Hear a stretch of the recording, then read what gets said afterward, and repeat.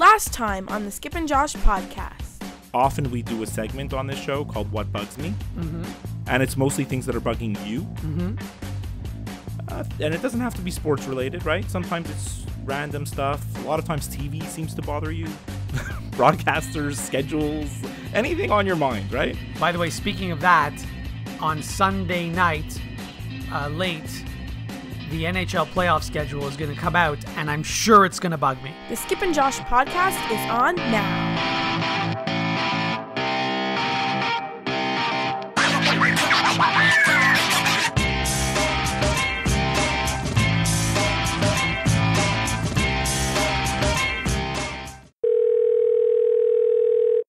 Hello. Skippy, what's going on?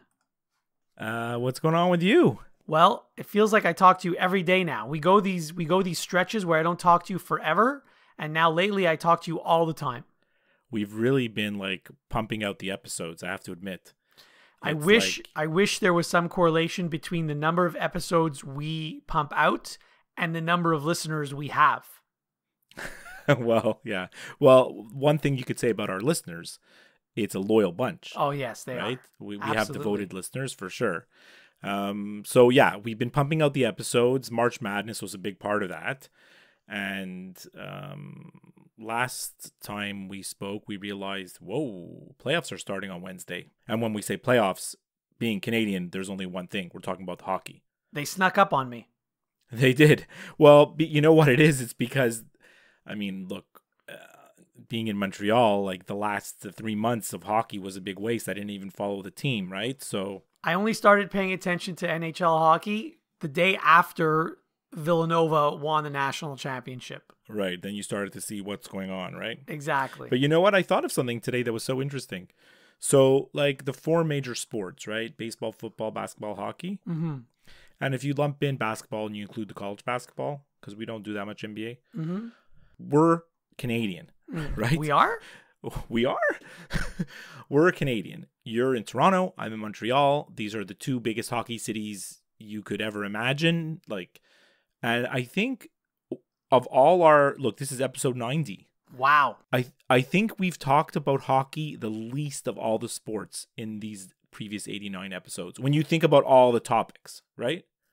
Well, we did have some special episodes, like when Therrien got fired and trade deadline and that kind of stuff. But I feel like we've really hardly paid much attention to the regular season at all, you know? I don't have time to pay attention to all these sports. Yeah. And yet somehow I'm qualified to be a host on a sports talk show. Well, you say. I say. So what are we going to do here today? We're going to kind of do our playoff preview, right? We'll do our playoff preview. And a disclaimer, I was so wrong with my playoff picks last year. So don't use these to go play Pro Line or Mise au Jeu. Mm-hmm. It's do you ever listen to, well, you don't listen to it, but the Katie Nolan podcast? I've heard of her. Yeah. She has a thing called Fade That Pick, which she does for the NFL picks. Every week she picks NFL games. I'm good at that, actually. Yeah, you are. But her whole thing is these are my picks. Go pick the opposite. She tells you. Mm-hmm. Okay. So I guess that's what kind of you're going to do now. The National Hockey League. Well, before we talk about the playoffs, this is actually one of my favorite days of the year, mm-hmm. because the teams that get eliminated, at least in Canada, I don't know about what happens in the States, but the Canadian teams that don't make the playoffs, mm-hmm. they have their end of year post-mortem, if you will, where all the players clean out their lockers and the media's there and they ask a million annoying questions and they get a million annoying answers. By the way, if you say the word presser, I'm hanging up. I didn't say it. I didn't say it.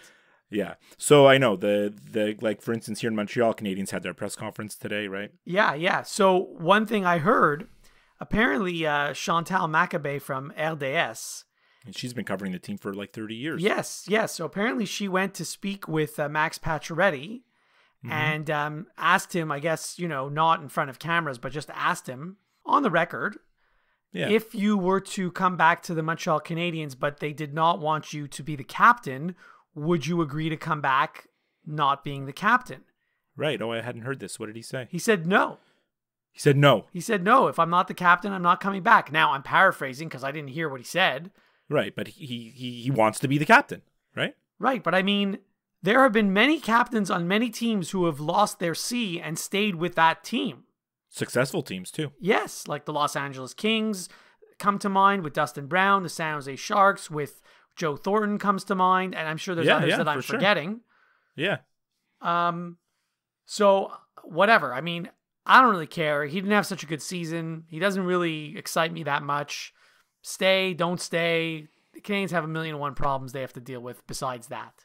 Yeah, I agree with that. The other thing that came out of that press conference today was they asked Bergevin, you were 30th in the league in goals for. Yeah, that's not a shocker. Yeah, they're like, you were 30th in the league in goals for. Like, what do you think you can do next year to improve on that? And he said, well, it all starts with Carey Price.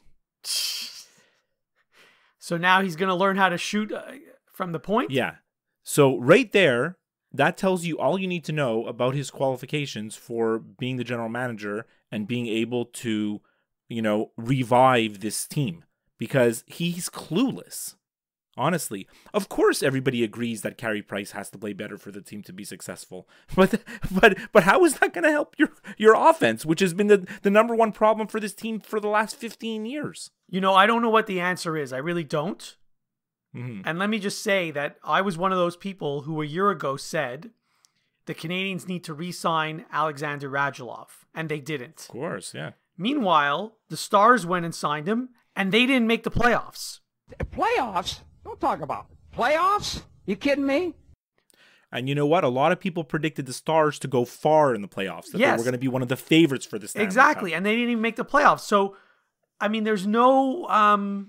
sometimes there's no rhyme or reason. Yeah, I agree. Like, I don't know what the answer is. Yeah.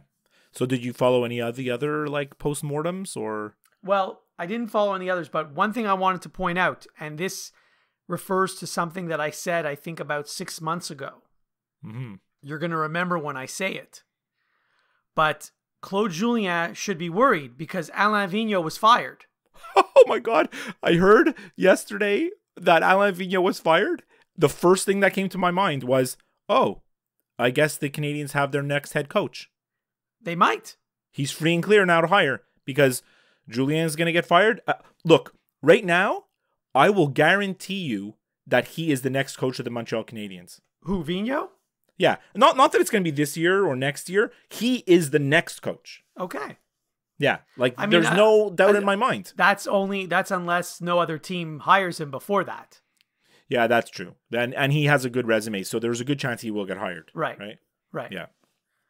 So one thing I wanted to ask you, because you alluded to it last time. Yeah. You did like a what bugs me about, you didn't do a what bugs me, but you said you already knew something was going to be bugging you before it happened, which was Sunday night, the NHL was releasing the postseason broadcast schedule. Right. And actually, let me just say kudos to the NHL because they released it much earlier than I thought they would. They released it on Sunday afternoon, maybe even Sunday morning. So instead of putting it out at midnight, so no one pays attention to it. Right. They've done that before.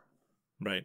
In any case, but I interrupted you. Go on. No. You interrupted me. I interrupt you practically 16 times every episode. You're entitled. So what's look, I didn't pay attention to the schedule. I looked at it and I saw right away. I didn't delve into it and try to analyze it like I know you probably did, but I did see right away that there's 3 games on the first day. Well, there you go. And 5 games on the second day. There you go. So already you know that the schedule's no good. Right. I mean, listen. So So look, I'm old, okay? And way back in the day, things used to be nice and perfect. You'd have the Eastern Conference, which wasn't even called. It was called the Wales, I think. They'd play on the even number days, and the Campbell Conference would play on the odd number days. So you knew. You didn't have to look in the newspaper or go online. You couldn't go online because there was no online back then. You wouldn't have to look in the newspaper to think of who's playing tonight. You know who's playing tonight because every second day your team was playing. And there was no question about it. So, and you'd have 4 games until somebody got eliminated, of course. Right. Anyway, so now Wednesday, the first day, there's only 3 games, and then the next day there's 5. listen, I'm not going to watch all 5 games. I wouldn't watch 4 if there were only 4. I'm not going to watch 3 if there's only 3. So I guess it doesn't really matter in the grand scheme of things. But if you look at each team's schedule, some teams, I mean, I don't think there's maybe one series where they play exactly every second day. All the other series, sometimes they take 2 days off between games, sometimes a day off. It's just, anyway. Is there any back-to-back? I didn't see any back-to-backs. Because that's happened before, right? It has. And I didn't see any of those. And I may have missed, because I didn't really look at it with a fine-tooth comb. But what ends up happening, this is why you end up having the Stanley Cup in June, because you have 2 days off between this game, 2 days off between that game. Like, if they just played every second day, you might be able to finish the playoffs at a normal time. Mm-hmm. Now, for us, being in Canada, we really have no problem watching any game we want. Correct. Right? Pretty much. Correct. Because there's 5 Sportsnet channels, plus here in Montreal, I've got, 2 or 3 variations of French sports networks. I have that too. I have all the French sports channels here too. Then like CBC and whatever. So we have no shortage of games. We're going to be able to watch any game we want. The United States, one thing that that popped out for me, like obviously the games are being shown on the NBC family of channels, right? Mm-hmm. But like pretty much none on regular NBC. They're all on like NBC. The Stanley Cup Sports. Finals will be on regular NBC. Yeah, so we could look forward to some day games there, I'm sure. Of course. Mike Emmerich. I noticed that there's some games that are on the Golf Channel. Because the Golf Channel and NBC are affiliated. Yeah, I didn't realize they were doing that. So does that mean Steve Sands is doing the games? He might. That's great. He might. Yeah, no. But I mean, look, I shouldn't. I'm not criticizing that at all, because I'm the one that's told you. How many times have I told you that it doesn't matter what channel things are on anymore? No. Back in the day, you used to say, "Oh, the game's on CBS," or "Oh, the game's on NBC," or "Oh, the game's on this." Now, I don't even know what channel games are on anymore, and I don't care what channel games are on anymore. I know that with all the sports content that we have available to us, I'm pretty much be able to watch whatever I want, and I'll just find it, right? I'll just go through my guide and I'll say, oh, this game's on here. I'll find it. It doesn't matter. Doesn't make one bit of difference to me what network's carrying something. So you see, that's because you and I, we do have all the sports channels, but there are those who don't subscribe to any of the digital cable packages. Yeah. So there are people that just have like CBC. Yeah. Yeah, I guess. And so that brings up something else I wanted to mention, because I don't know how it works now. I know that CBC will get a game or 2 every night. Yeah. And I don't know if they're the ones who pick which game they're getting, or Sportsnet picks the one they want. And I'm sure the Canadian broadcaster gets to choose. Like they get the Leafs, right? Well, I don't know, but I mean, they will be showing the Leafs. I know that for a fact. I know because I've looked. But I mean, really, Rogers owns the rights, so Rogers can say, we want to show the Leafs and we want to show the Jets, and you get whatever we want to give you. That they could do that. Yeah, I guess. But it's not in Rogers' best interest to do it, because they want to promote the game. And there are those that don't get Sportsnet. So it would seem logical to me that there's 2 Canadian teams in the playoffs. One is in the Eastern Conference, one is in the Western Conference. You would think that you would be able to see a Canadian team on CBC every night. And that's not the case? That is not the case. So that's not good. All the Leafs games are on CBC. Yeah. But as far as I can tell, the Jets are on Sportsnet. None of the Jets games are on CBC, and I don't understand why that is. So what is CBC showing on the days when they're not showing the Leafs on the next day? They're showing the Pittsburgh series as the early game and the Vegas series as the late game. Okay, well, interesting. So now, listen. I know, because I have some experience with scheduling. It's tricky with Winnipeg, and also they're playing Minnesota. They're in a weird time zone. They're not in the Eastern time zone, and they're also not in the out west. Both teams, right? Both they're teams, in between. So right. So I could see how those games normally should start at 8:00 Eastern time. Right. And I could see how if the game was starting at 8 and you wanted to show that game, that means you could only show one game that night, because you couldn't put a game on before, and you probably can't put a game on after. Right. But if I'm looking at the schedule right now. The game 1, Minnesota at Winnipeg, starts at 7:00 Eastern time, which is 6:00 in Winnipeg. Right. So that's not the reason why it's not happening. I don't know what the reason is, but that's not it. Okay. Well, look, whatever the schedule is, we're just going to enjoy it, right? Right. Now, one other scheduling fact I'm going to let you know. This hasn't happened yet, but it will, and I'm sure you'll be very interested, because there will be an NHL Sunday afternoon playoff game where you won't get to see overtime because it'll be cut off thanks to the Kentucky Derby. Oh, well. And so that's going to happen. That's interesting because I love the Kentucky Derby. I know you do. I didn't know this till a year ago, but I know now. I make a point of watching it every year. There's like about a 4-hour lead up. And the thing lasts 2.5 minutes. Yeah, exactly.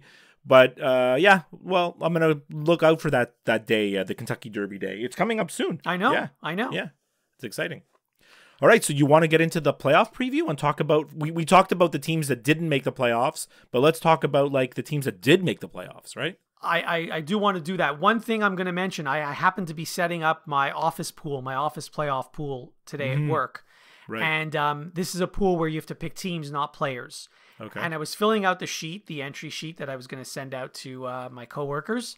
Yeah. And I was looking at last year's sheet, and it struck me today that of the 16 playoff teams, 7 of them did not make the playoffs last year, which is almost half. It's a big number. It's a huge number.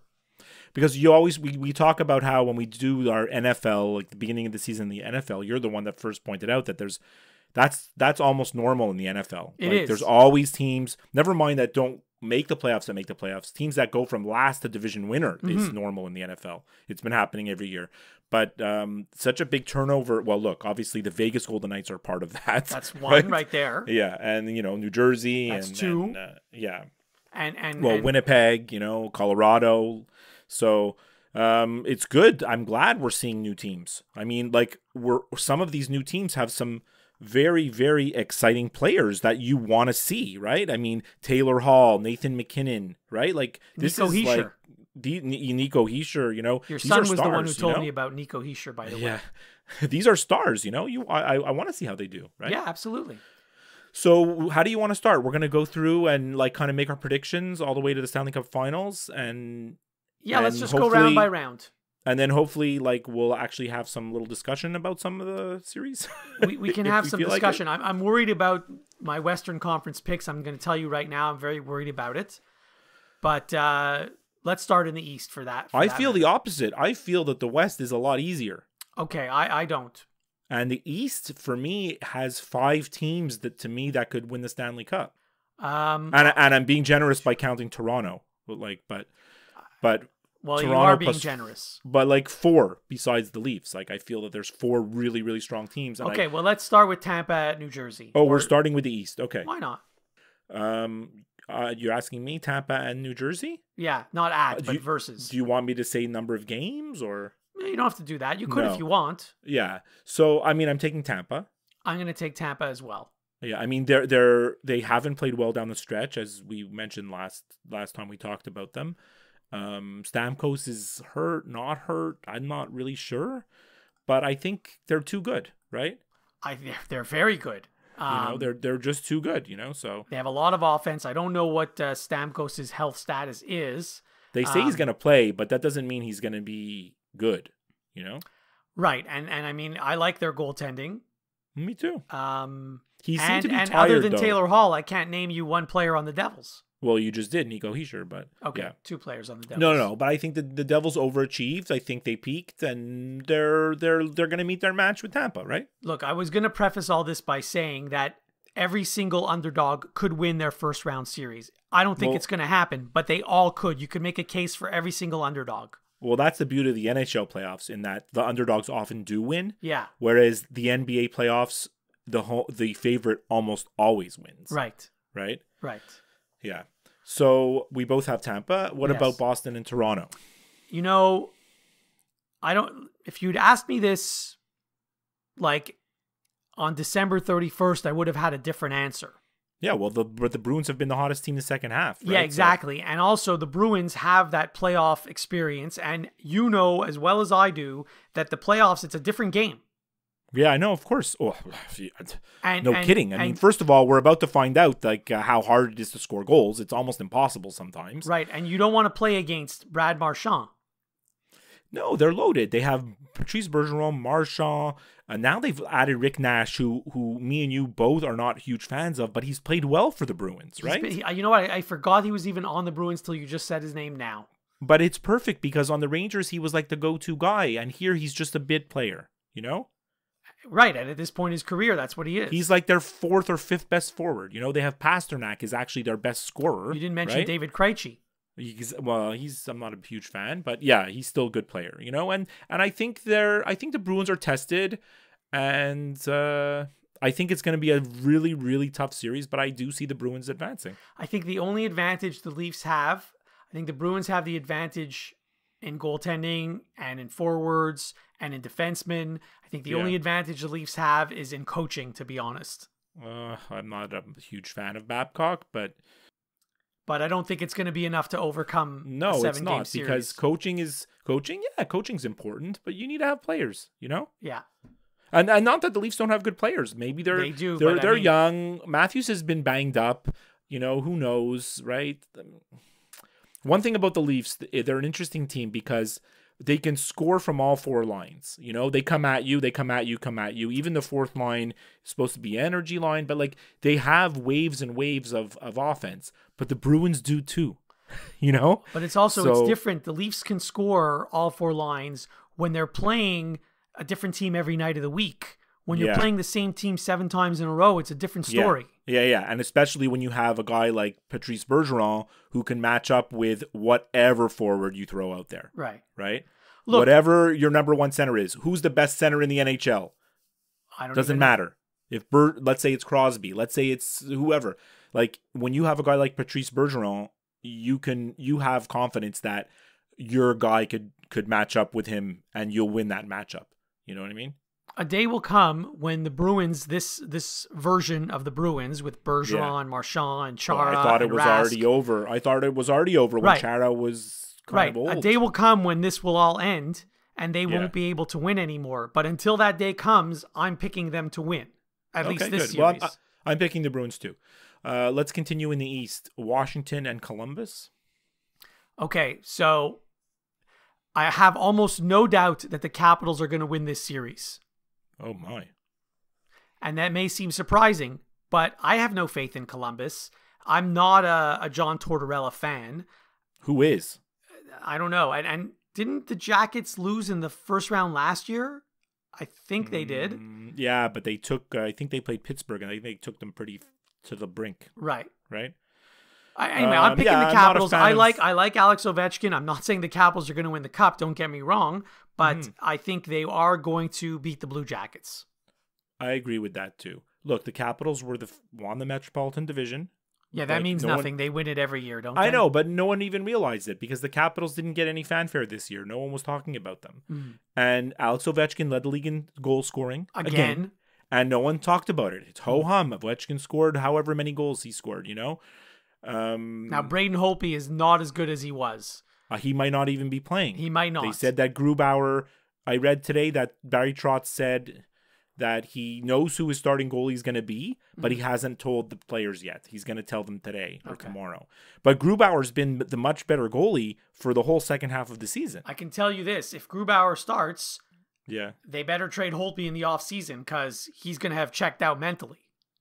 No, I'm with you on that for sure. I do like the Capitals here. I just out of principle I won't pick Tortorella's team. Okay.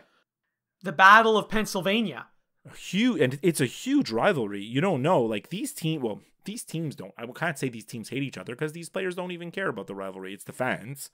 But it's a bitter rivalry among the cities. Not in other sports, you know. When the Eagles play the Steelers, both teams couldn't care less. Really? Right? When the Phillies played the Pirates, I don't think the teams could care less. Pittsburgh and Philadelphia aren't anywhere near each other. No, they're not close to each other at all. You know, Pittsburgh's much more closer to Columbus, right? And Philadelphia is closer to New Jersey. New Jersey, well, it is basically New Jersey. So I mean, look, Mark from Philadelphia, one of our biggest fans, and he's been a guest on the show a couple of times at least, or maybe just once, I don't remember. He's a huge Flyers fan. He has tickets. He has partial season tickets. He's going to be going to these playoff games guaranteed. He's he loves the Flyers. They squeaked into the playoffs, on the last, they took them right to the game, 81-82 to make it. Actually, game 80, right to the last weekend of the season. Mm-hmm. And the Penguins don't get any respect. They're the 2-time Stanley Cup champions. No one talks about them, right? They just go about their business. Everyone just says they don't have good enough this, they don't have good enough that. Their defense is not strong enough. There's no secondary scoring. Who's going to play in nets? Is their goaltending good enough? All they do is win. First of all, the Penguins are healthier than they were last year. At this Much time. healthier. And no secondary scoring. They have Crosby, they have Malkin, they No, have but Kessel. you know what I mean. I know. They have tons of scoring. Yeah. They always have guys that come up big out of nowhere. Now they don't have a backup goaltender to rely on this year should something happen to Matt Murray. Yeah, well, that's a big thing. They don't have that's that. A big thing. So who do you like between the Penguins and the Flyers? Well, I'll answer that question by saying this. You know that run that Philadelphia is going on with the Eagles and the Villanova Wildcats? Uh-oh. It comes to an end in the first round of the NHL playoffs. I thought you were picking the Flyers. The Penguins are going to win this series. I'll take the Penguins too. So, do you want to continue in the second round now, or actually, I just thought of it. I don't want to even do the second round. Why don't we do the second round when the second round starts? Let's do that. Okay. So now let's go in the West. What do you think? Well, it's a nice little matchup. Nashville and Colorado. I mean, Colorado, no one expected them to be there. Most people thought they'd be in last place, just like they were. Mm-hmm. But Nathan McKinnon is one of the best players in the league. He is. He really impressed me this year. I think this was his best season, and he really had no supporting cast at all. Yeah. That being said, I just can't see them beating Nashville. So last year, I had Nashville losing in the first round to Chicago, and they ended up going all the way to the finals. Right. So I was loud wrong. This year, I'm picking Nashville to beat Colorado in the first round. Don't you feel that Nashville's just on a mission? Their team is unbelievable. Well, they're so deep. They have a really good goalie, although I don't like their goalie at all. I think he's wildly inconsistent. He's been very good this year, but throughout his career, he's had his ups and downs. Their defense is so strong. Like, it's deep, good, physical and skilled. The knock on them has always been like, where does the offense come from? But their scoring is so balanced. Like, their lines, like, I just feel like, I don't want to reveal, like, we just said we're going to do just the first round only, but like, they made it to the finals last year. They felt like they were so close to winning the cup, which they were. Mm-hmm. And I think they came out this year like you see it in every sport, right? Teams make it almost to the championship, they just fall a little bit short, and then they're on a mission. Like the San Antonio Spurs, they lost the championship on a completely fluky shot by Ray Allen. Yeah, I remember that. And what did they do next year? They won just came out and they just came out and destroyed everybody, and then they destroyed the same Heat in the finals and killed them. And that, I mean, there's literally like there's hundreds of examples of teams that almost make it, and they just come out the next year with one singular focus, which is to get that championship. So I think that's where Nashville's headed. The Nashville series and the Tampa series are the two series that I'm most confident of in the first round. I agree with that too. Doesn't mean I'm confident. It just means the most confident. I'm the most confident about Tampa, that's for sure. Nashville as well. I mean, I don't know. You never know about Colorado, though. Nashville just has too many weapons. You can shut down one of their lines, but you can't shut them all down. Plus, they have potentially four all-star defensemen. I mean, how many teams have that? None. Most teams are lucky if they have one. Yeah. All right. So Winnipeg and Minnesota. You know what? There's only two Canadian teams in the playoffs: Toronto and Winnipeg. Mm-hmm. A Canadian team hasn't won the cup since 1993. Mm-hmm. That's not going to end this year. I'm pretty sure the streak's going to continue. What do you look at? Winnipeg's is similar to Colorado in that, like, well, no, they're not similar to Colorado in that since the Jets have come back to Winnipeg, they haven't been good, right? They've missed the playoffs all the time, and they seem to be a bit of a mess sometimes. But I think they got into the playoffs last year. They didn't. They squeaked into the playoffs last year, if I recall. Yes, sorry, you're right. But like they've slowly but surely built up their team, right? with a lot of draft picks, and then obviously getting a guy like Patrick Laine, puts you over the top and propels you to one of the best records in the West, right? Absolutely. Listen, Winnipeg had a great season. This series to me is actually a toss-up because Minnesota is better than teams than people think. Minnesota is a very, very underrated team. Yes. The only reason I'm going to give a slight edge to Winnipeg is because Suter for Minnesota is injured and done for the season, I think. Yeah, he's a huge part of their team. He is. Look, he's a little bit old already, but he's still really good, and he's a big leader. You know, he's definitely a leader. He's been a leader everywhere he's gone, like every team he's played on. So Winnipeg is healthier. I mean, that could all change 5 minutes into the first game. But right now, Winnipeg's healthier. And if you're asking me to pick right now, I'm going to give Winnipeg the slight edge. A very underrated move, which we talked about in the trade deadline episode, was Paul Stastny. We did talk about it. And that, in my opinion, was probably the best acquisition of any trade deadline acquisition. Because he's given Winnipeg this extra depth at center that they didn't have, right? He could be their best player. Like, how many teams acquired a guy at the trade deadline who is automatically your best player? I mean, I don't know if I don't think he's their best player. But he's up there. Is still, but he's right. But he's okay. He's really good, like as a two-way guy. I know what you mean. He's a two-way player, right? So, look, I love Patrick Laine. I think he's a superstar, and I think he's exactly the type of player that can do well in the playoffs when it gets really, really hard to score. I think he's the type of guy that's going to somehow find ways to score. He has this crazy release. He's so big and strong, right? I like him, and I like Winnipeg to beat Minnesota. There are a lot of similarities between the Winnipeg series and the Toronto series, and let me explain what I mean. Sure. For starters, these are the two Canadian teams in the playoffs, so one Canadian team in each series. Also, Winnipeg is playing Minnesota, which even though it's an American town, it's a hockey town. And Toronto's playing Boston, which even though it's an American town, it's also a hockey town. There's only two true hockey cities in the United States. I was thinking about this.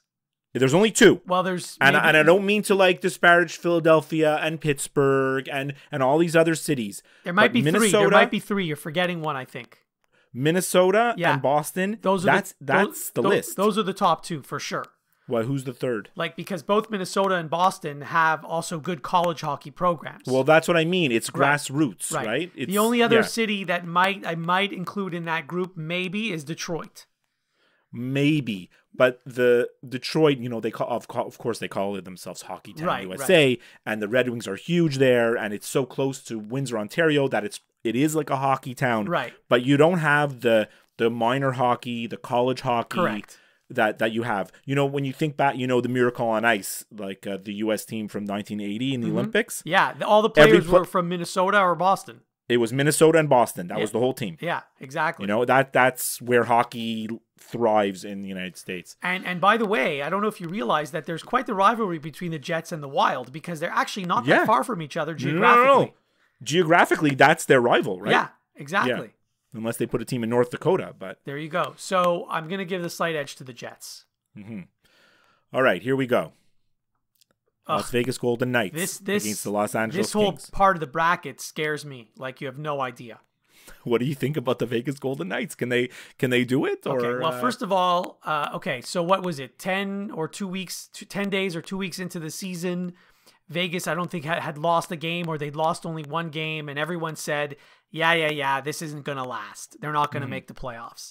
And then everybody's been saying that since the first week. I know, that's what I'm saying. For the first week of the season, and then after the first month of the season, they had the best record in the league, and everyone's like, yeah, this isn't going to last. And then even at the All-Star break, it's not going to last, or whatever, or around the Christmas break. But meanwhile, all they did was continue to win, and they did it with their third and fourth string goaltenders somehow. Yeah. It's a ragtag bunch of players. So now, but it's not. I mean, they have this guy William Karlsson. I know. Goals. Listen, I love the Vegas Golden. I want them to win the Stanley Cup. I do want that to happen. You just want to be able to tell certain people to suck it. Yeah, exactly. So no one thought they'd make the playoffs. Not only did they make the playoffs, they were the number 1 seed in their division. Yeah. They've got a goaltender who has won, I think, 3 Stanley Cups.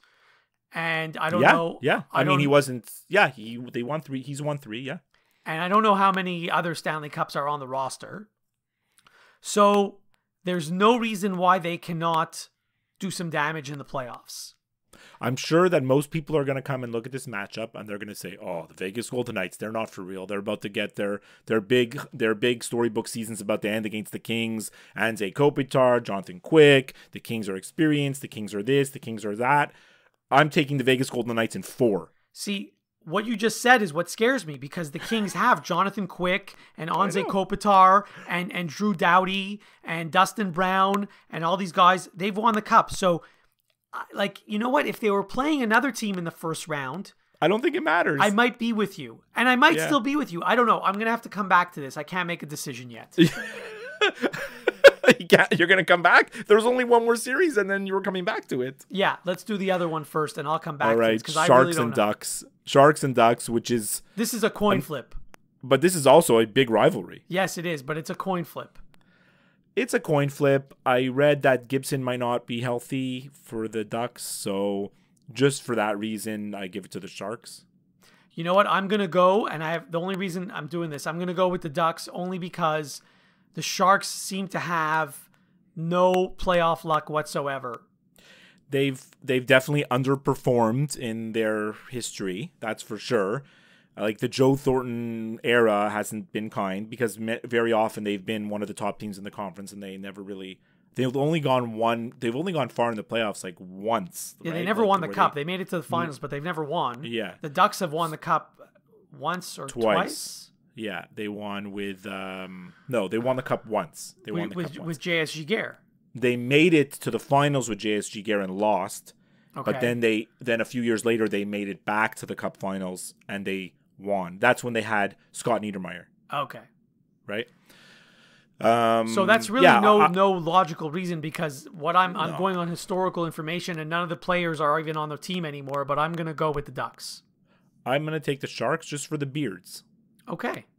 You know, if you like a beard. By the way, Brent Burns is ugly. And you know what? He does these commercials, which the commercials are actually quite disturbing. They're scary. I don't like those commercials. I don't even know what they're for. Because I don't know either. Away. But like, he's not wearing a lot of clothing, and he's not nice to look at. Yeah, he's like toothless with his huge beard and that crazy weird ponytail thing that he has. And it's not a good look. I mean, I don't know if they're real, but he has a lot of tattoos. I think they are real. So like, it's a very disturbing commercial. He's a hell of a player, though. Yeah, that's true. Yeah. So now I have to make my pick between Vegas and LA. So we're gonna flip a coin. We're gonna do the on-air coin flip right now. I mean, look, I can't go against Vegas because I want them to win it. So I have to pick them to win the first round at least. So actually, we agreed on 7 out of the 8 series. The only one where we differed was the Ducks and the Sharks. What a boring show this is if we always agree. It wasn't a boring show at all. We're allowed to agree, but we said why, and that's it. Okay, so we'll do the second round when it actually happens. Yeah, we'll do the second round when it happens, and we'll keep doing like the playoffs all the way through to the Stanley Cup final. I'm not happy the Canadiens didn't make it. Obviously, I want my team to be in the playoffs, but I feel that because the Habs aren't in it, I may actually follow the playoffs as a whole a little bit more. You know what I mean? Which is what I used to do, actually, when I was a Canadiens hater. It's so true. It's so true.